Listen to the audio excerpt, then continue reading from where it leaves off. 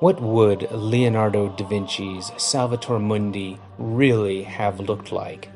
This was an incredibly powerful image, and it was like nothing that I've ever worked on, and I believe like nothing that's ever been painted.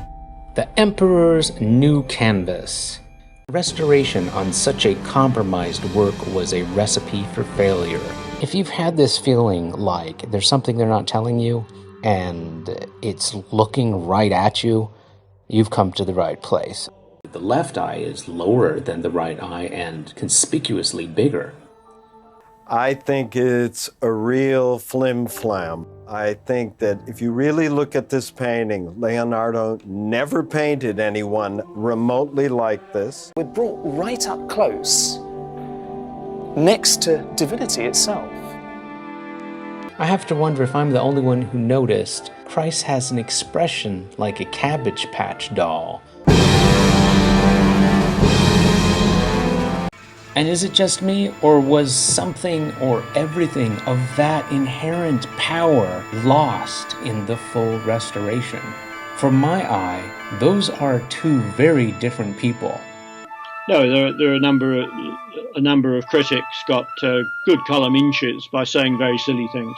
This proves Martin Kemp flat out wrong. Baumbach attributes most of the picture to Leonardo's assistant. Exactly what are we looking for, Mr. Spock? I would assume that. Somewhere there must be some big stupid guy with a face that looks like it's been in an accident before it happens. The original face was dramatically obscured and disfigured by damage, restorations, and overpaintings, and then finally further distorted through the most recent bout of retouching.